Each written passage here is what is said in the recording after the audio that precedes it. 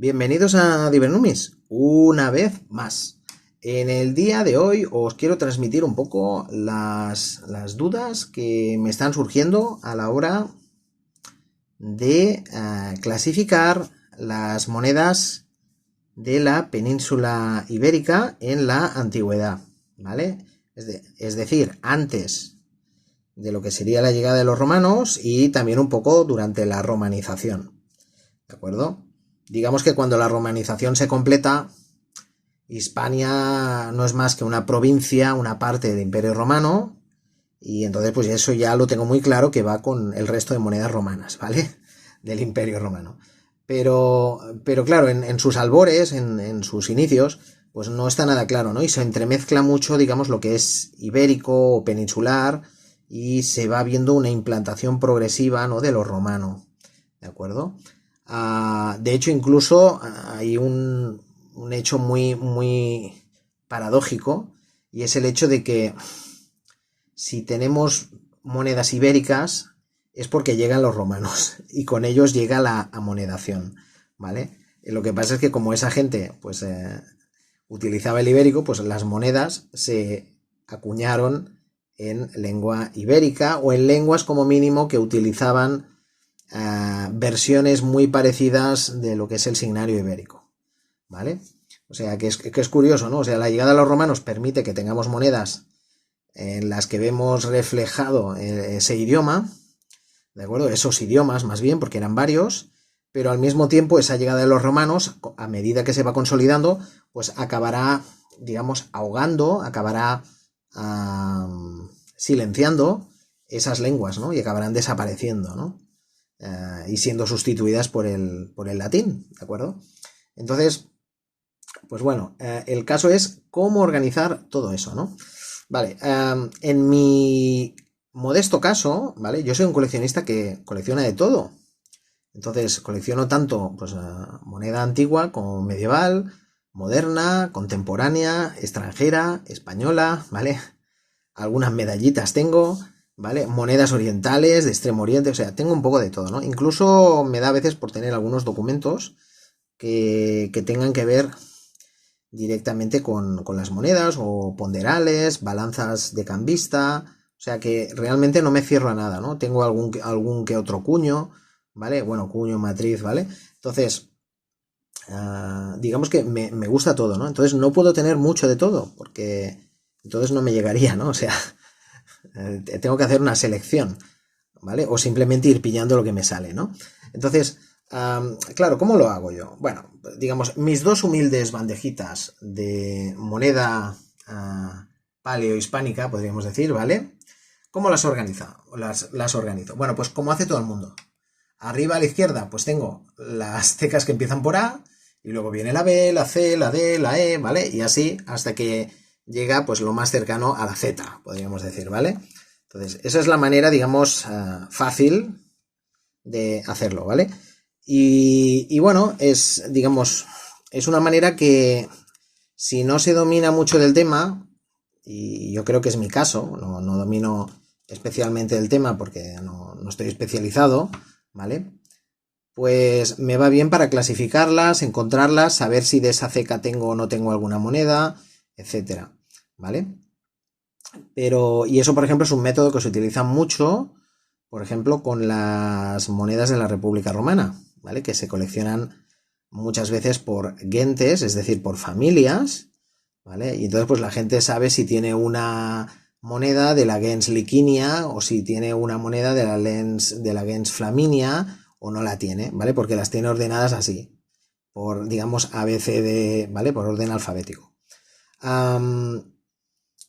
Es práctico, ¿vale? Es como un diccionario, encuentras la palabra, ¿vale? Pero igual que el diccionario, digamos, es un poco absurdo leérselo de la A a la Z, pues la clasificación de las monedas por orden alfabético, de las cecas, por ejemplo, pues tampoco te ayuda a una comprensión de lo que es la zona o de lo que es el momento, ¿de acuerdo? ¿Por qué? Porque, digamos, puede pasar que monedas de cecas que están casi al lado la una de la otra, las tengas separadas porque alfabéticamente pues los nombres son muy diferentes, ¿de acuerdo?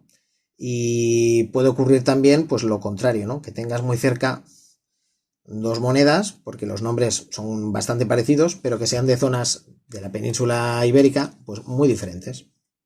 ¿De acuerdo? Esos son problemas, ¿no? Que aparecen cuando las ordenas así.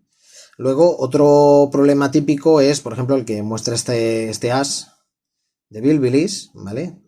Bilbilis, ¿vale? La S ya no se ve tanto. Que claro, aquí está, digamos, con el signario ibérico, ¿vale? Pero, claro, ¿qué ocurre luego? Pues lo que ocurre luego es que encontramos también monedas, pero ya en latín, donde pone Bilbilis. Entonces las pongo juntas, las pongo separadas, ¿vale? Es complicado. Entonces, yo en principio lo que hago es orden alfabético, porque todavía no domino mucho. Y en segundo lugar, si veo que hay una clara continuidad entre lo que es un idioma y otro idioma, pues las pongo juntas, ¿vale? Eso es lo que suelo hacer. Pero claro, a veces hay situaciones que pueden generar debate, ¿vale? Porque, claro, yo qué sé, por ejemplo, ¿qué sé realmente acabará siendo sustituida por Tárraco? O no. Bueno, no sé, hay gente que me lo ha discutido, por ejemplo. O sea, que no hay tanto. O, por ejemplo, Hilercabonia acabará siendo Dertosa, por ejemplo. O sea, no sé. O sea, muchas veces aquí hay incluso debate que se basa mucho, por ejemplo, en yacimientos, en hallazgos de yacimientos arqueológicos, ¿no? O sea, que aquí hay mucho lío, ¿vale?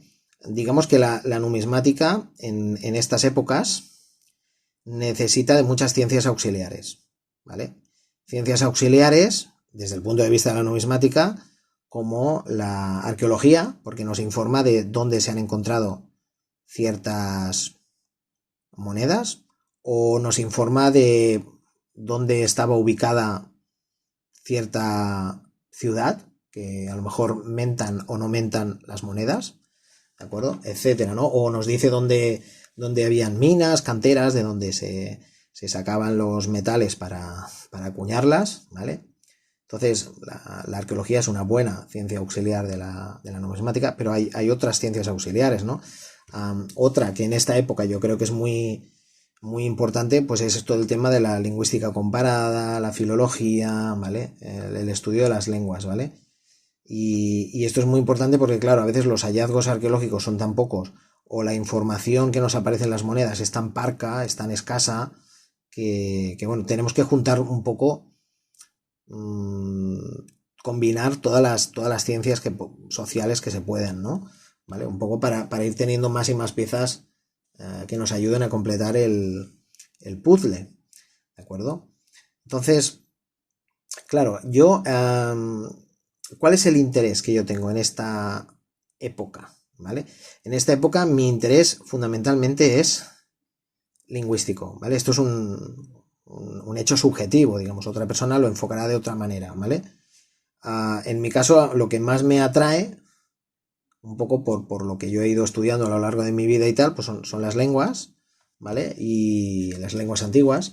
Entonces, pues lo que a mí me gusta es un poco el enigma este del ibérico, que en la península haya pues la presencia de monedas fenicias, púnicas, griegas, ¿vale? Luego llegarán las romanas, ¿vale? Pero claro, luego tenemos el gran enigma del signario ibérico, ¿vale?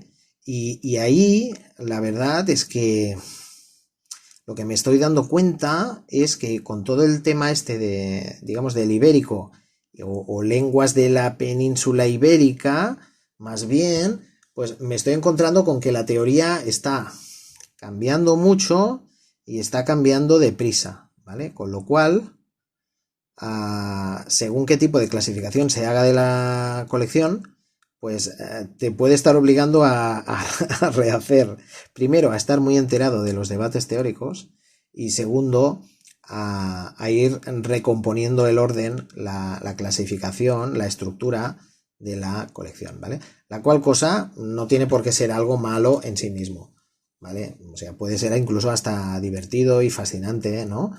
pero lo cierto es que para un coleccionista que no esté investigando, que no sea punta de lanza en las investigaciones, pues puede ser molesto, ¿no? El hecho de que cuando más o menos ya te has distribuido las piezas, pues luego resulte que no, que tiene que hacerse de otra manera, ¿no? ¿Vale? Entonces es complicado. Entonces lo que me estoy dando cuenta, ¿vale? Y esto me he dado cuenta a partir de libros que me he ido comprando, pues de lengua ibérica, de lengua celtibérica, ¿vale? Pues me he ido dando cuenta que lo que yo creía que era pues simplemente una misma lengua con algunas versiones, como sería el ibérico, ¿vale? Pues me estoy dando cuenta que no es tan así y que los estudiosos cada vez se decantan más por entender que el signario ibérico se ha utilizado como soporte para escribir los sonidos de muchas otras lenguas presentes en la península ibérica. Es decir, que del mismo modo que muchos pueblos se inspiraron en los fenicios para crear sus propios alfabetos, por ejemplo, los griegos tomaron de los fenicios pues el uso digamos, de un alfabeto fonético, ¿no? ¿De acuerdo? Cuando antiguamente, por ejemplo, en el micénico, en el lineal, todas las variantes del lineal que hay, pues bueno, las que se conocen mejor, pues usaban una especie de silabario, ¿vale? Y luego se dieron cuenta que con el sistema que usaban los fenicios, pues que era todo mucho más práctico. Y fijaos que ese pequeño cambio, ese anecdótico cambio en la manera de escribir de la gente, pues lo revolucionó todo, ¿no? O sea, Grecia, en el momento que adopta el alfabeto, pues es como que vive una explosión cultural brutal y se expande por gran parte, digamos, del Mediterráneo, ¿no? ¿De acuerdo? Entonces, lo mismo sucede un poco aquí quiero decir, en la península ibérica, con el tema de la llegada de los fenicios, ¿no? Y de los griegos, y entonces poco a poco los ibéricos pues se dan cuenta, cuando digo los ibéricos quiero decir los habitantes de la península ibérica, se dan cuenta de que pues que se pueden escribir los sonidos, ¿no? Y entonces pues claro, comienzan a desarrollar un sistema pues que combina signos para sílabas y para fonemas, ¿vale? O sea, los signos, las oclusivas, digamos, sordas y sonoras, lo de petaca y bodega, ¿vale? Pues acaban teniendo unos símbolos específicos para kakekikoku o gagekikoku, es indistinguible la K de la G, ¿vale? O sea, la sorda de la sonora. Con el caso de la P y la B, pues lo mismo, pa, pe, pi, popu, va, pe, pi, popu. Lo que pasa es que lo que vienen a decir es que la P no se utiliza tanto, ¿vale? Bueno, al menos eso es lo que yo he visto en algunos estudios, ¿vale? Pero bueno, a saber si hay una P o una B, no sé si me explico. Digamos, no, parece que no las distinguieran. Y luego, pues, bueno, también pasa pues con la T y la D, ¿vale? O sea, tate, tito, tú, pues son 5 símbolos distintos, ¿no? Y que son indistinguibles de los de date, tito, tú, ¿vale? Y luego, claro, cuando uno mira los signarios ibéricos y busca lo típico, ¿no? Buscas en el Google signario ibérico. Bueno, entonces, ¿qué te encuentras? Te encuentras con que sí, que hay algunos que se han entretenido de hacer una chuleta, yo mismo la uso, ¿vale? Y es muy útil, ¿no? Pero te das cuenta que para un mismo fonema es como que hay varios signos, ¿no? Y dices, ¿y esto por qué pasa? Que no usaban el boletín oficial del Estado para que todo el mundo se enterase de eso, o qué pasa, ¿no? Y claro, lo que me estoy dando cuenta, a medida, pero no porque yo sea un gran investigador, sino porque yo a medida que consumo divulgación científica, digamos, de estos temas, pues me voy enterando de cosas que los estudiosos de verdad, los investigadores, están desarrollando, están estudiando y descubriendo, y me estoy dando cuenta que lo que ocurre es que el signario ibérico, digamos, primeramente es utilizado por lo que serían los íberos en un sentido estricto, que sería, digamos, toda la zona que va desde Marsella, Rosellón y bajando por la costa un poco hasta la mitad del Ebro y bajando casi hasta Valencia, Murcia, ¿vale? Y esos realmente son los íberos, pero luego te encuentras con que ese mismo signario, ¿no? Digamos, esos simbolitos que parecen ibérico, pero se utilizan para otras lenguas.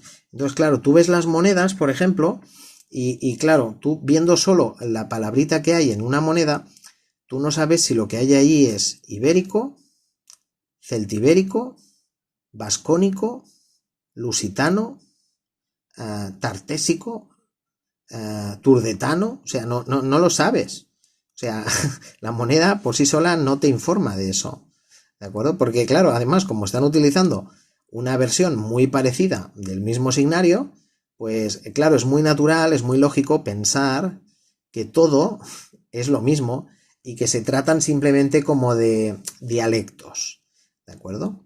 Pero el caso es que no es así, o sea, digamos, lo que es la teoría relativa a todos estos temas se está desmadrando en los últimos 20 años, pues que es un no parar. O sea, se están desarrollando muchos temas y es curioso porque pese a no saber, no poder, digamos, traducir lo que dicen en ibérico, cada vez se saben más cositas y se puede indirectamente sacar conclusiones, ¿vale? De ciertas características de la lengua, ¿no? Entonces se ha dado cuenta, sobre todo, examinando estelas funerarias, textos más largos, con el signario ibérico, ¿vale?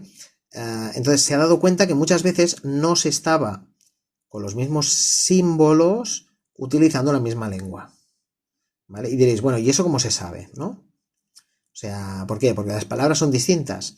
Bueno, lo que se ve es, sobre todo en los elementos que suelen repetirse más, se pueden llegar a conclusiones. Por ejemplo, ¿es una lengua flexiva? Es decir, ¿es una lengua que tiene lexemas y morfemas? Es decir, una raíz y una parte accesoria complementaria de la raíz, el lexema, ¿no? O sea, la parte accesoria sería el morfema. Que varía y nos da informaciones de género, número y caso, ¿vale? Como pasa en griego, como pasa en latín, etc. O simplemente es una lengua que va acumulando algo así como elementos que van añadiendo información, ¿vale? Esto sería una lengua aglutinante, ¿vale? Pues claro, pues lo están investigando y parece ser que la zona esta ibérica, es decir, la que va por la costa del Mediterráneo, la costa del Levante, podríamos decir, ¿eh? Desde Marsella a Rosellón, bajando por Cataluña, la mitad del Ebro, Valencia, casi hasta Murcia, Almería, ¿vale? Un poco por ahí, ¿vale? Pues todo eso parece ser que es una lengua no indoeuropea aglutinante, ¿vale? Y ahí está un poco el problema. Y es curioso porque el ibérico, la lengua ibérica, realmente ha dejado, comparativamente, ha dejado muchos textos, ¿vale? Lo que pasa es que, claro, no son suficientes como para poder saber o sea, qué es lo que dice ahí, ¿vale? O sea, es un poco el problema que tenemos, ¿vale? Que no podemos, no es suficiente lo que tenemos, ¿vale? Y claro, y la naturaleza así tan dispar de la lengua ibérica hace que todavía no sepamos qué dice, ¿vale? Pero sí que se intuye que es una lengua no indoeuropea, un poco como por ejemplo lo que se dice a veces del vasco, que es una lengua no indoeuropea, y es aglutinante, ¿vale? Es decir, que va juntando como pequeños elementos, como pequeños añadidos a la palabra que van dando informaciones extra, ¿vale?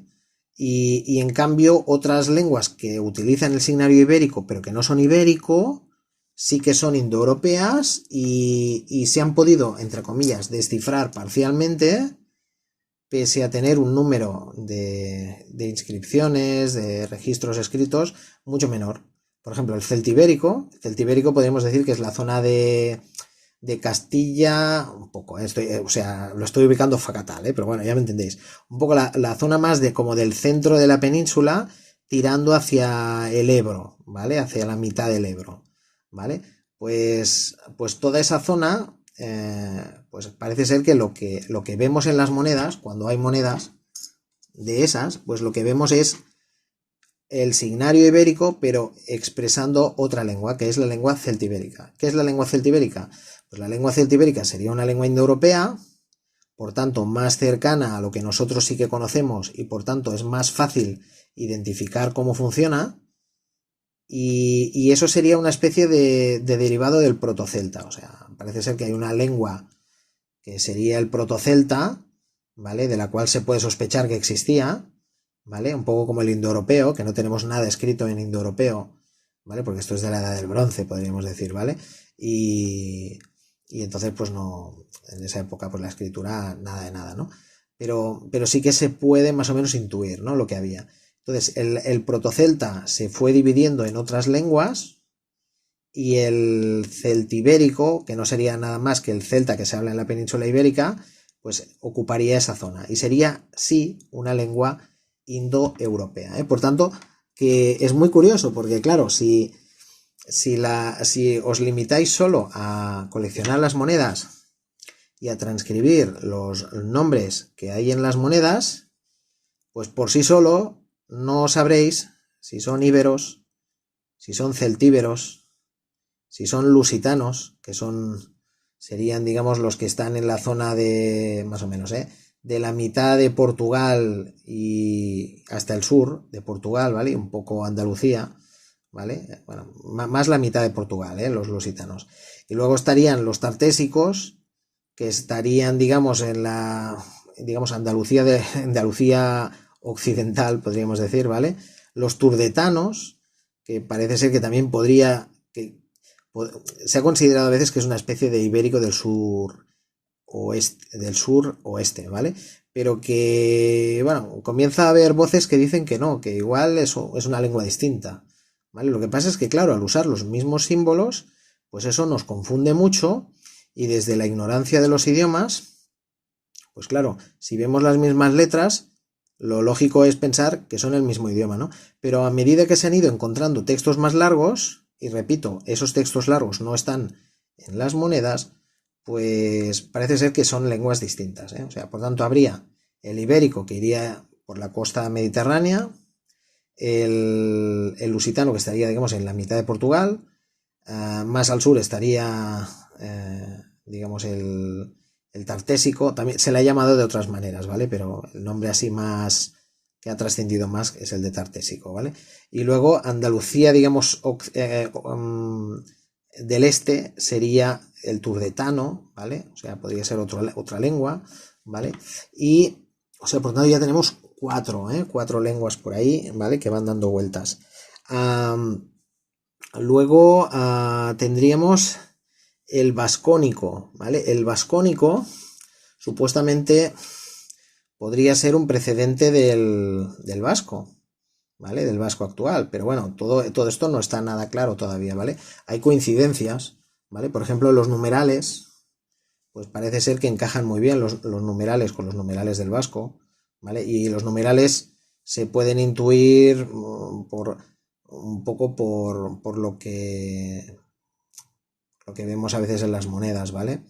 Entonces, por ejemplo, hay una moneda de Césars, que en una conferencia he visto que le atribuían un poco al lado este del vascónico, ¿vale? Por tanto, claro, tú tienes una moneda de Césars y a lo mejor dices, vale, sí, es una moneda ibérica. Bueno, ibérica, es una moneda del vascónico, ¿vale? Y muchas de las monedas que tenemos, que las tenemos clasificadas así en general los coleccionistas como ibéricas, pues a lo mejor son celtibéricas. Y no es lo mismo un pueblo celta que un pueblo íbero, ¿de acuerdo? Y no es lo mismo lo que se hablaba en el sur, o lo que se hablaba, digamos, en la zona de Portugal, en la antigüedad. Entonces, todo esto, pues claro, genera una serie de dudas y de movimientos. O sea, me estoy dando cuenta, por ejemplo, que las explicaciones, uno de los mejores especialistas, y he puesto vídeos de él, los he compartido en la sección de en la pestaña de comunidad del canal, es Javier Velaza, ¿vale? Javier Velaza es un crack en cuanto a filología antigua se refiere, ¿vale? Es profesor de la Universidad de Barcelona. Él ya daba clases cuando yo estudiaba por allí. Estoy hablando de hace 20 años, ¿vale? Pero claro, el hombre sigue al pie del cañón y sigue dando conferencias, investigando, etcétera, ¿no? Y claro, lo que veo es que a lo mejor en una conferencia que él da hace un año o un año y pico, y te está diciendo cosas distintas de las que te está diciendo hace 10 meses. ¿Por qué? Porque las investigaciones están avanzando, ¿vale? Y eso es espectacular, ¿de acuerdo? O sea, lo que todo esto nos muestra, pues es que todo está en movimiento, ¿vale? Entonces parece ser que juntamente al ibérico y el celtibérico, que podríamos decir que son las dos lenguas así más potentes, el ibérico en cuanto a registros escritos y el celtibérico en cuanto a comprensión, es el que más se entiende, ¿vale? Pues claro, luego tenemos en Andalucía, pues que si el tartésico, que si el turdetano, que luego tenemos por ahí por Portugal el lusitano. Luego resulta que en Galicia se supone que debía haber alguna lengua así tipo como si fuera el galaico, pero no hay nada escrito. Entonces, pero claro, que sean anepígrafos, que no escriban, ¿vale? Decir analfabetos es muy es muy destroyer por las connotaciones que tiene, ¿no? Pero digamos, a veces hay pueblos que no escriben, o que escriben en formato, en una base, digamos, blanda, y por tanto no se conserva, ¿vale? Entonces parece ser, por ejemplo, que los celtibéricos utilizaron bastante el bronce. Entonces, pues tenemos la suerte de que tenemos bastantes registros en bronce. Pero a lo mejor en Galicia, pues no. O quién sabe, incluso puede ocurrir que a lo mejor el tema de, digamos, del clima y del suelo, que sean más ácidos o lo que sea, hace que lo que había se haya perdido. Y a lo mejor en otros lugares no. Por poner un ejemplo, en Egipto, pues se conservan un montón de papiros, ¿vale? Pero con otra climatología, pues igual no sabríamos ni la mitad de lo que sabemos de Egipto, ¿vale? Entonces es un poco lo mismo, ¿no? En estas monedas, por ejemplo, aquí las monedas, así, estas que son de Obulco y Polca, algo así, digamos si hacemos la transcripción del signario, pues claro, estos van de derecha a izquierda y en otras zonas van de izquierda a derecha. O sea, esto ya, sí, son los mismos símbolos o muy parecidos, pero eso no quiere decir que sea el mismo que sea el mismo idioma, ¿no? Por poner un ejemplo, los franceses y los españoles pues utilizan las mismas letras. O sea, hay alguna diferencia, la ñ, ¿vale? Alguna cosilla, pero en general es muy parecido, ¿no? Entonces, si vinieron unos extraterrestres, unos arqueólogos extraterrestres, cuando estemos ya todos requete muertos, y empiezan a estudiar todo esto, pues la conclusión a la que llegarían, a lo mejor en un primer momento, es que era lo mismo el francés y el español, ¿vale? ¿Por qué? Porque utilizaban las mismas letras, ¿vale? Y solo luego, después de un análisis mucho más riguroso, concienzudo, etcétera, irían descubriendo que a lo mejor, pues no, que eran dos idiomas distintos, ¿no? Pues eso es lo que está sucediendo ahora con el signario ibérico, ¿vale? Se están dando cuenta de que realmente la península ibérica es una especie de mini continente en el que convivían unas cuantas lenguas distintas, ¿vale? Y que muchas de ellas pues usaron el signario ibérico, ¿vale? Pero que en el fondo lo versionaron, ¿vale? Por ejemplo, en el caso del vascónico, ¿vale? Pues el descubrimiento de la mano de Irulegui, ¿vale? Una especie de mano de bronce que es como una especie de amuleto, ¿vale? Pues allí se encontró una letra que era nueva, o sea, una letra que no estaba representada, ¿vale? En ningún otro lado, ¿vale? O sea, eso ya es un indicativo, ¿no? La gente no se va inventando letras porque sí. Y luego, además, en esa misma inscripción de la mano de Irulegui había una palabra que cualquier vasco la entiende perfectamente. O sea, que eso es vasco escrito, una especie de protovasco o de vasco más antiguo, ¿vale? Vascónico, escrito con los signos o una versión muy parecida de los signos del ibérico, ¿de acuerdo? De hecho, ahora eso, pues claro, está haciendo que se reinterpreten algunas de las monedas que nosotros habitualmente hemos considerado ibéricas y que se las comience a ver pues como vascónicas, ¿vale? Y bueno, eso es interesante. A veces pueden haber tribus distintas, pero que culturalmente pues utilicen la misma lengua. Si por ejemplo pensáis en todo lo que es la franja mediterránea del ibérico, ¿no? De lo que sería el idioma ibérico, tenemos un mogollón una gran cantidad de tribus, ¿vale? Los indiguetas o indiquetas, yo qué sé, los layetanos, los quesetanos, ¿me entendéis? Hay un montón, pero realmente usaban la misma lengua, o al menos eso es lo que nos parece, ¿vale? Por lo que sabemos hoy en día, ¿vale? Pero claro, eso más adelante pues ya se irán viendo a lo mejor matices, vete a saber, ¿vale?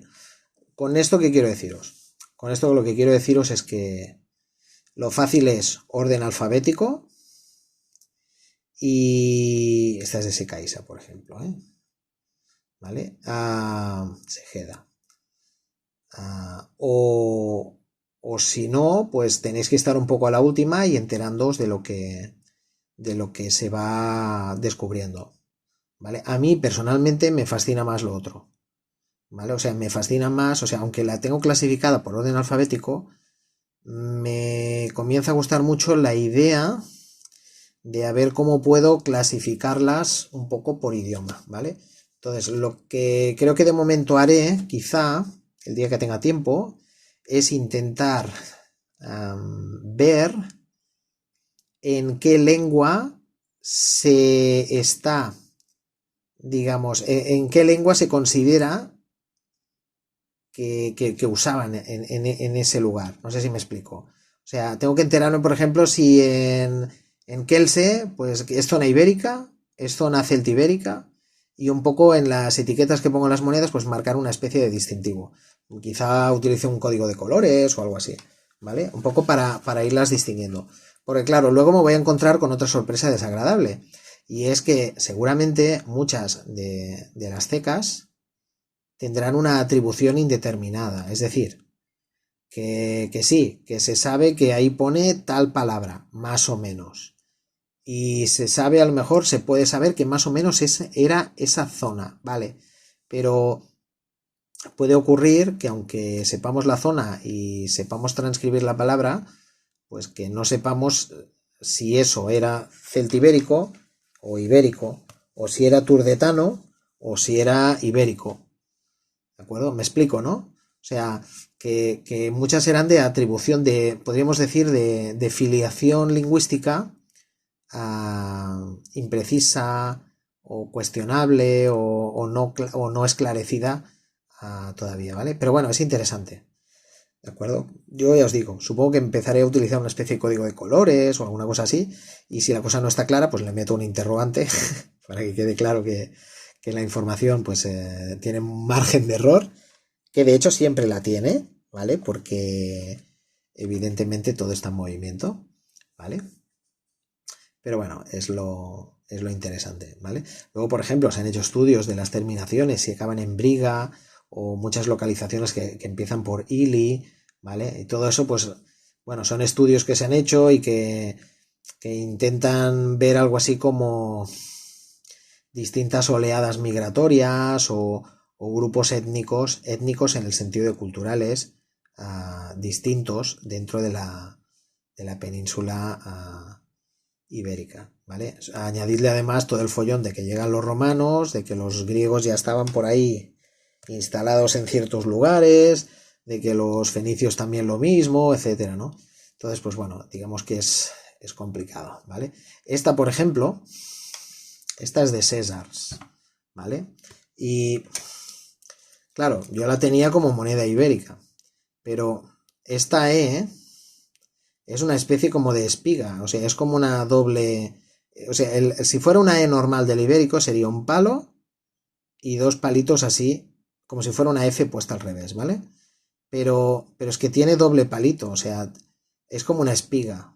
El que haya visto el Opus Spigatum, digamos, que es un tipo de mosaico muy sencillito, pero que hay en las técnicas, digamos, de los suelos romanos, pues recuerda un poco al Opus Spigatum, ¿no? O sea, es como una especie de V, como dos Vs metidas dentro, ensartadas en un palito vertical, ¿vale? Pues claro, una E así, pues es rara, ¿no? Y claro, ¿por qué es rara? Bueno, es rara porque igual esto no es bien ibérico, igual esto es vascónico, ¿me entendéis?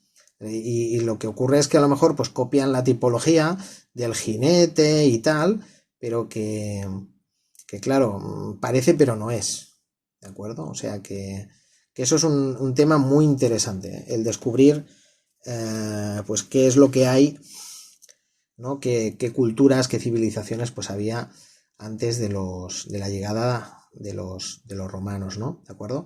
Y ya os digo, los romanos son un poco los que se cargan todo esto, porque los romanizan, pero al mismo tiempo, a través de las acuñaciones que ellos van haciendo, ¿vale? Pues que ellos van haciendo, digamos, o que impulsan a los pueblos a hacer esas acuñaciones, ¿vale? Pues claro, han permitido que tengamos mucho registro escrito, ¿no? De estas paleolenguas, podríamos decir, ¿vale? Añadidle otro factor que es muy apasionante, que es el hecho de que como numismáticos tenéis la posibilidad de tener en vuestras manos epigrafía auténtica de hace 2000 años, de lenguas muertas, digamos, de lenguas que todavía no se han descifrado o que a lo mejor solo se ha entendido una mínima parte, ¿de acuerdo? O sea que la numismática pues tiene ese aliciente especial, ¿vale?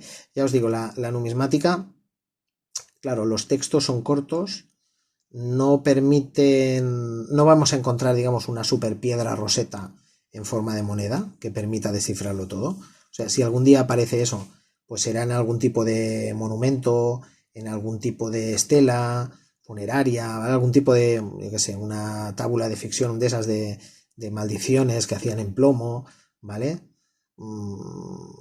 Quizá un documento de estos comercial, ¿vale? Que esté en varias lenguas, pero digamos, no va a ser una moneda, ¿no? Entonces el enigma no lo va a resolver una moneda, pero sí que es cierto que el coleccionar monedas de estas épocas nos permite adentrarnos de una manera práctica en el estudio de esta multiplicidad cultural y lingüística de la península ibérica, ¿vale? Y no es un fenómeno realmente excepcional, ¿vale? O sea, esto no ocurre únicamente en Hispania, ¿vale? Esto también pues ocurre, por ejemplo, en la península itálica, ¿vale? En la península itálica el gran vencedor es el latín, pero realmente habían otros idiomas, ¿eh? El falisco, el umbro, el osco, ¿vale?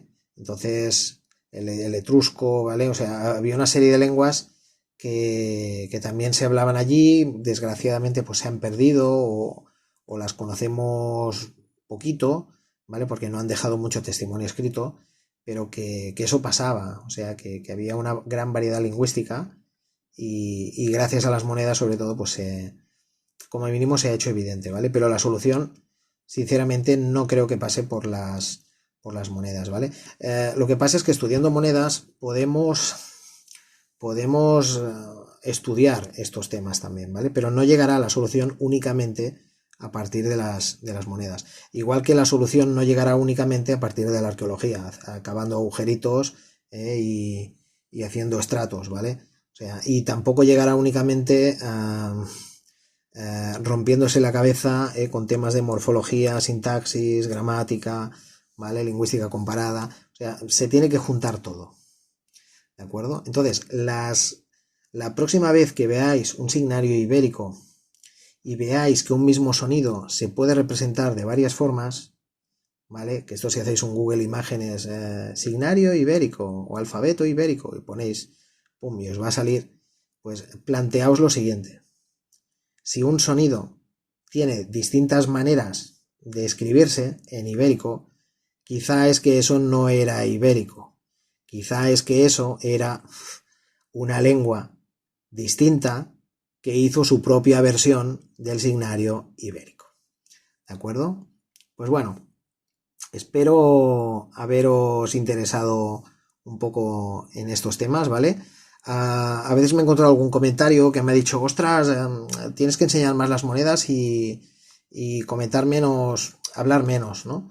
Bueno, yo creo que todo lo contrario, ¿vale? O sea, ya hay mucha gente que muestra monedas, ¿vale? El que quiera ver monedas es muy sencillo.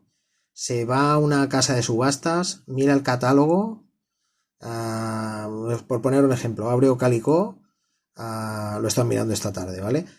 subasta 100 monedas de Hispania antigua. Pues ya tenéis 100 ahí para mirar. Y la podéis mirar ahí con todo lujo de detalles, ¿vale? Y lo mismo Tauler, Vico, etcétera, ¿vale? Entonces, si queréis ver monedas, pues id allí. Vais a ver ejemplares y ejemplares muy buenos, ¿vale? Pero yo creo que lo que nos falta es canales donde estos temas se traten, ¿vale? Y es porque a veces los investigadores tienen poco de divulgador, no tienen tiempo para divulgar. Y los divulgadores tenemos poco tiempo para investigar. Y entonces hay que buscar a veces el término medio, ¿vale? O sea, hay que intentar, bueno, al menos desde mi punto de vista, ¿de acuerdo? Que las conclusiones generales a las que llegan los investigadores vayan llegando a los coleccionistas. Un poco para que puedan comprender mejor lo que están coleccionando, ¿vale? Y ya os digo, y también el conocimiento exhaustivo de las monedas, digamos, en un sentido amplio, ibéricas o paleohispánicas, pues, y esas variaciones, ¿no? de los alfabetos y tal, yo creo que eso son pistas muy importantes de qué idioma en concreto se estaba utilizando o no en cada zona. ¿De acuerdo? Pues bueno, sin más, me despido de vosotros y nada, ya me dejaréis en los comentarios qué os parecen todas estas movidas, todos estos temas que os planteo, ¿vale? A veces no sé si que os mareo demasiado con estos temas, ¿vale? Pero bueno, el canal está hecho un poco para intentar motivar a la gente, para aprender yo también, y como nadie más comenta estos temas, pues lo hago yo, ¿vale? Sí que hay gente que cuelga vídeos muy buenos de Javier Velaza comentando todos estos idiomas y tal, pero no se hace desde el punto de vista de la lingüística, ¿vale? Y también he visto gente que lo ha hecho desde el punto de vista de la arqueología, ¿vale? Pero falta un poco que desde la numismática se intente abordar este tema, ¿eh? O sea, y ahora os planteo ya un último reto, que es el siguiente. Los catálogos, los mejores catálogos que tenemos de moneda antigua de Hispania tendrán que repasarse continuamente, porque a medida que avance el conocimiento de estas lenguas habrá que replantearse la manera como clasificamos estas monedas. Y entonces la estructura interna de cualquier tipo de catálogo de estas épocas seguramente irá variando. O sea, es muy probable que queden rápidamente desfasados los catálogos, ¿vale? Que siempre servirán para clasificarlos y saber de dónde es la moneda, digamos, ¿vale? O de qué es la moneda. Pero el hecho de clasificarla en un apartado o en otro, de asociarla a un idioma o a otro, o a una cultura o a otro, yo creo que ahí van a haber movimientos importantes todavía. ¿De acuerdo? Pues nada, un saludo y cualquier información, por ejemplo, que digas, yo vi un vídeo de esto que es súper bueno y que sea actual, por favor, ¿vale? Pues me colgáis los enlaces en los comentarios porque, bueno, está muy bien, lo podré aprovechar yo, lo podrá aprovechar otras personas que vean este vídeo, ¿vale? Y bueno, se trata de ir aprendiendo un poco, ¿no? O sea, yo lo que veo es que esto lo están desarrollando los lingüistas, pero falta que eso se aplique a la numismática, ¿vale? Esa es mi conclusión. Hasta la próxima.